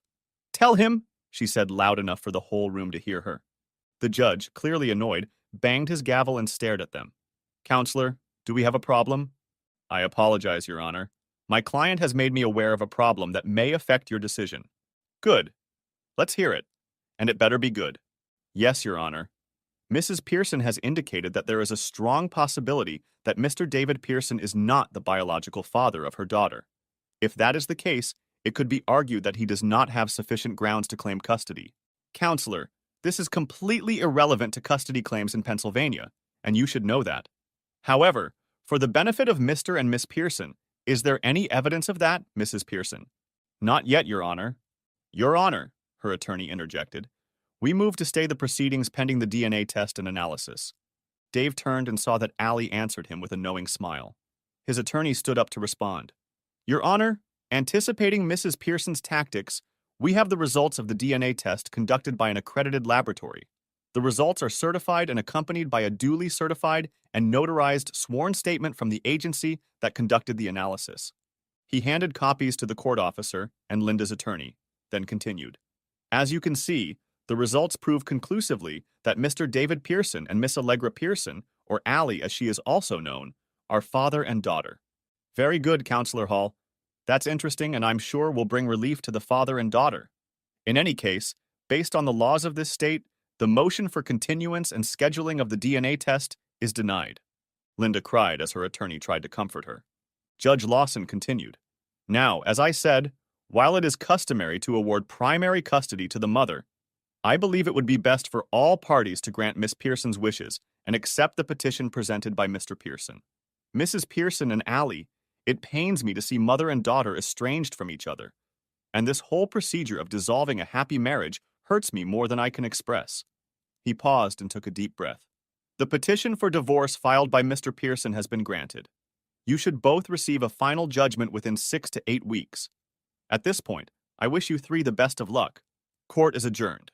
Allie rushed to her father and clung to him with all her might. As they began to walk out, Linda walked up to them with fire in her eyes. "Well, you won. I hope you're happy now," she said reproachfully to Dave, as if she expected him to gloat. He turned and replied softly, "What are you turning into, Linda? No one won here tonight. It's a defeat for all three of us. Go home and we'll discuss the details in a few days." "Ed!" She collapsed on the bench in the courtroom while her lawyer tried to comfort her. She muttered quietly, "But I love you. This isn't right." Dave heard her, but chose to keep walking as he and Allie clung to each other. In the weeks that followed, all the horrible consequences caused by Rich and Linda's foolish choice were over. Rich pleaded guilty to avoid a trial, fines, and potentially a lengthy prison sentence. He had to disclose all hidden bank accounts and safes and agreed to spend 8 years in federal prison. Linda got an acceptable position with a company 25 miles away and bought a townhouse there with funds provided by Dave. It was perfect for her. She was close enough to see Allie, but far enough away to avoid seeing former friends who found her presence unwelcome. This was the fresh start she needed. Dave turned his attention to restructuring the company. Debbie quickly became a shining star in sales, increasing her customer base through a large number of large orders from new clients. More amazingly, she retained almost all of the clients Dave expected to lose due to the bribery scandal. Tammy had also become Debbie's perfect teammate, keeping internal support running smoothly. Dave knew he would have to expand the sales department when his distribution business fully spun up, and Debbie was the perfect candidate to lead the entire sales team. When it came to female companionship, Dave showed little interest, although he was inundated with offers from both friends and his loving daughter. Unmarried ladies from church seemed to be lining up to get to the very desirable would-be bachelor. He missed the companionship of Linda more than he expected, but he wasn't going to rush things. In the weak moments when he allowed himself to ponder his options, only one woman occupied his thoughts. On Wednesday morning, months after the judge had rendered his decision, Hannah walked into Dave's office with the morning mail. "Hey, boss. Looks like the divorce papers came in." He opened the envelope to inspect the contents. "Yeah, looks like Judge Lawson was accurate. It's been 7 weeks now. Looks like I'm a free man. How do you feel about that?" Dave pondered his emotions before answering her question. "It's a real mix of feelings, I think. Sadness and happiness, relief and anxiety. If you put all my feelings together, you wouldn't get a single feeling. The feeling I feel most is a sense of anticipation. What Linda and I had was special. Now that it's gone, I want to find special again. Do you know what I mean? Yes, I do, she replied with a half smile, wondering if it was time. Turning to leave, she hesitated at the door and slowly closed it. Still with her back to the door, as if afraid to see his reaction, she said quietly, Dave, I want something special too. I need to confess something I've been afraid to say. But here it is. I love you. I started loving you the day you interviewed me. You and Linda kept trying to convince me to find someone, but I needed someone untouchable or at least unavailable. You don't have to say anything now, but if you're interested, just ask me out when you're ready. I already know my answer will be yes. She didn't notice Dave move silently right behind her back. As soon as she finished her confession, he gently put his arms around her, kissed her neck, and whispered the words she wanted to hear. Dinner tonight? Still in his arms, she turned to see his bright smile and the sparkle in his eyes. My place at 6, she suggested. I'll cook. Her face lit up with a wide smile. And wear something casual. The bottle of wine and the wonderful lasagna disappeared, as if dinner were an afterthought. The newfound lovers couldn't wait to see how their deep friendship might blossom. It didn't take long for it to blossom. Unable to hold back any longer, Hannah whispered in his ear, I want to be with you. Dave smiled and whispered back, I can think of lots of excuses. With, at, under, in, for. She pulled away and looked at him with loving mischief in her eyes. Look, mister, I want lots of prepositions, clauses and all. And I want them now, she exclaimed with a note of playful desperation. He wanted nothing more than to take her to the bedroom and spend the evening. Next chapter. For the next 2 weeks, Dave and Hannah were together every night. After a romantic dinner at Hannah's house, they would sit together. Dave was sure of what he wanted, and the time was right. Dave whispered in her ear, I think it's time. Without another word, he lifted her off the couch and carried her into the bedroom. Dave's thoughts and dreams began to fall into perfect harmony, and he saw his world becoming even better than he had hoped. Several minutes passed before Dave shared his thoughts. Hannah, all my hesitation is gone. I'm ready to let my feelings come out.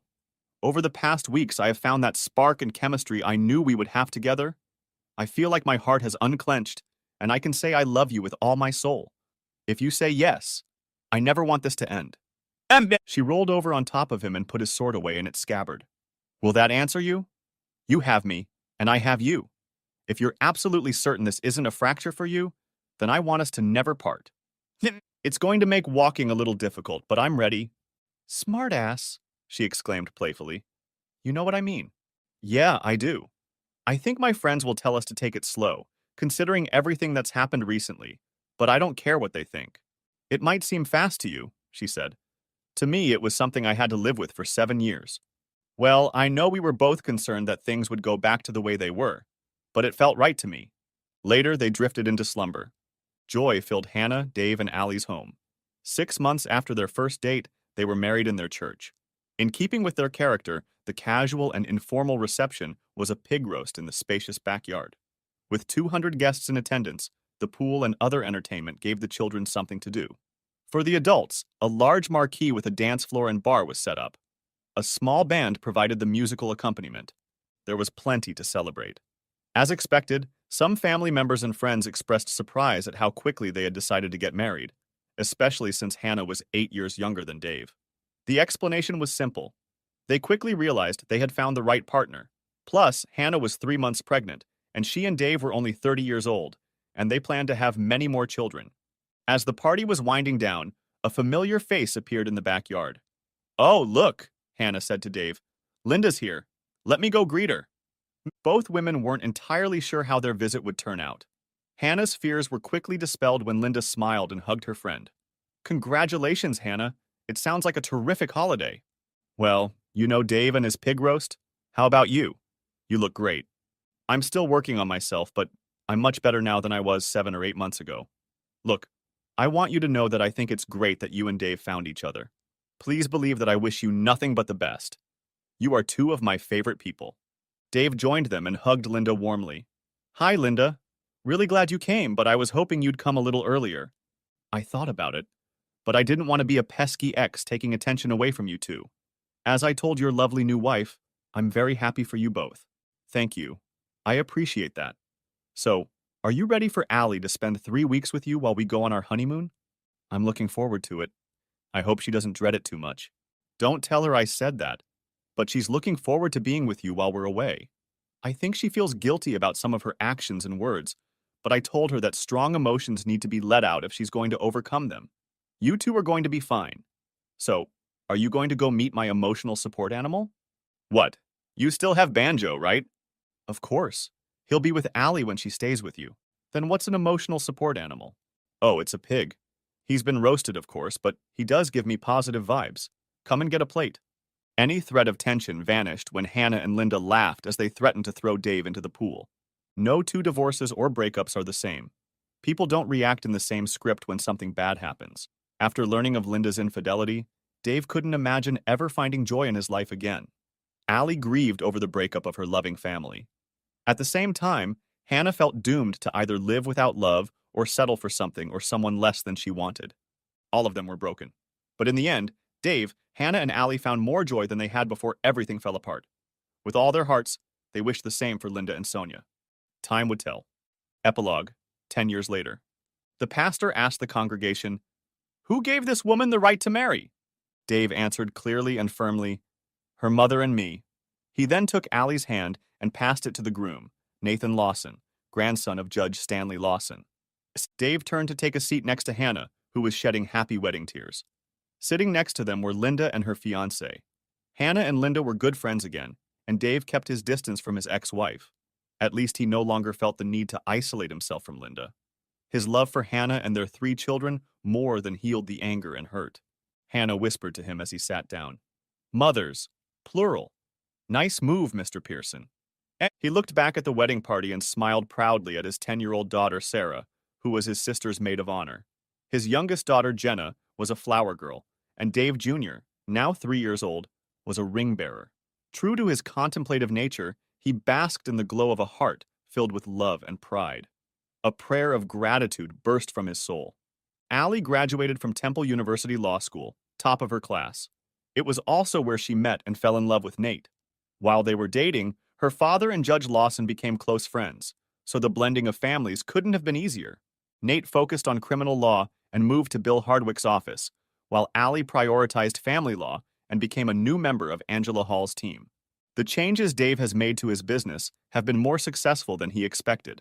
In his 48th year, Dave and Hannah planned to retire when he turned 55.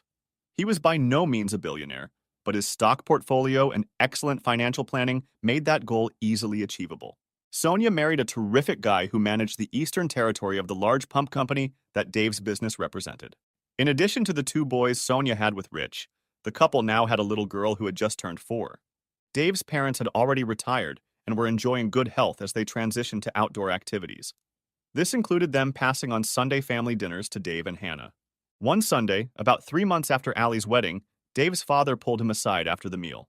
"Son, I know I made you a promise, but this time I'm going to break it. Rich is leaving next week, and he'd like to see you and the rest of the family before he goes. Can he come over this afternoon?" "Actually, I've been thinking about contacting him since he got out of prison. I heard he joined a missionary team or something?"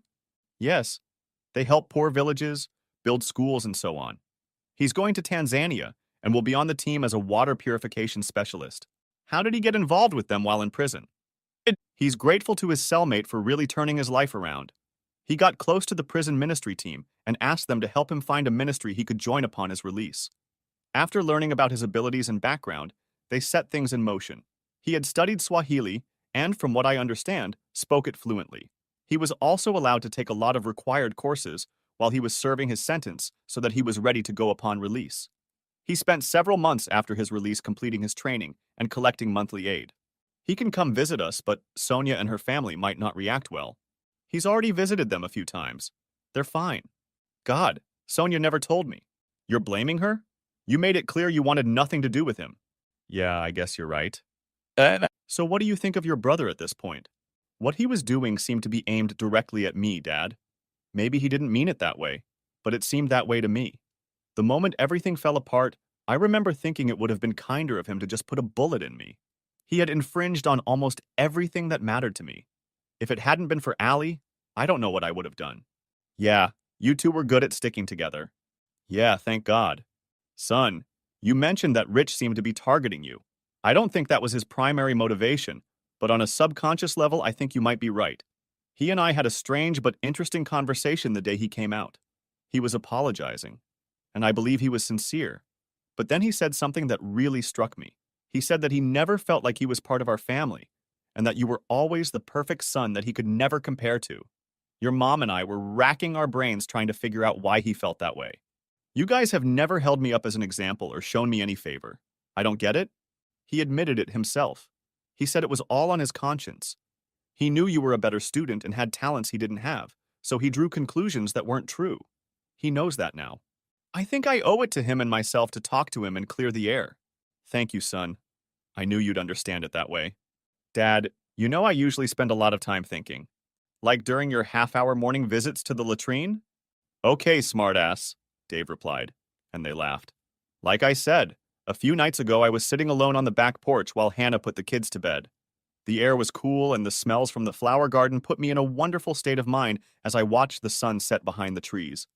I felt an overpowering joy and peace as I thought about how things had turned out after the confusion of 10 years ago. Sonia is remarried to a good man and couldn't be happier. She has done a great job raising her boys, and her new husband has been a huge influence on her. The money Rich stole was found and returned.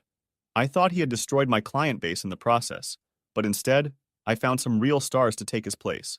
It also forced me to restructure the business, which greatly improved its growth and bottom line. The restructuring into distribution also led to Sony's new husband. So what are you saying? Dad, I never thought it could be like this, but it turns out that what Rich has done has been a huge blessing. Dad noticed he hadn't mentioned something important. But your marriage was ruined, son. You and Linda were the perfect couple. Don't you think that was a tragic end to a beautiful love story? Of course it did, Dad. But look at Hannah. I'm madly in love with her. I love everything about her. I wouldn't give her up or trade her for anything, including what Linda and I had. Do you love her more than Linda? More than I do? How can I appreciate that without running my feelings through the filters of all the crap that happened? I still have feelings for Linda, of course, but I'll never feel the same way I did 15 years ago. The main thing is that I have feelings for Hannah that are at least as strong as Linda's, but I've decided to give myself and all my love to Hannah. That's good to hear, but you still haven't answered my question. About Rich? Yes. How do you feel about him? Everything I said about how things turned out applies to my attitude toward Rich as well. I hate what he did, but the way things turned out gives me reason to be grateful. He paid with more than 8 years of his life, so I have no anger or desire for revenge. It's a bit like how I feel about Linda. Do I love him? Of course I do. He's my brother. If he needed a kidney or something, I'd help. But I'll never be able to trust him or care for him the way I did 15 years ago. I think I understand you, son. I have to say that your attitude toward everything that's happened is heartening. I'm not sure I would have had the courage to find the positives in it like you did. Well, think of all the people involved. Sonia is in a better place now. My business is thriving. My marriage to Hannah and our 3 children with her is a joy beyond anything I've ever had. Even Rich has matured and returned to his faith because of the prison experience. He has found a better version of himself. Linda, sad to say, is probably the only one who didn't come out of prison in a better situation. Allie tells me she's happy, but still pines for the life we had together. Son, you're a goddamn Pollyanna, you know that? Is that a bad thing? No, but I can't forget how broken you were. Yeah, I was. But during one of my contemplation sessions, it occurred to me that what Rich did was like taking my prized china and smashing it on the floor. God, in his mercy, helped me pick it up and put together a new mosaic from the pieces, even more beautiful and precious. So you mean to say that what was broken is now better than ever? Exactly. But not just better, Dad. It's much better for me. The end. Thanks for watching. I hope you enjoyed it. So subscribe to my channel and watch the next video.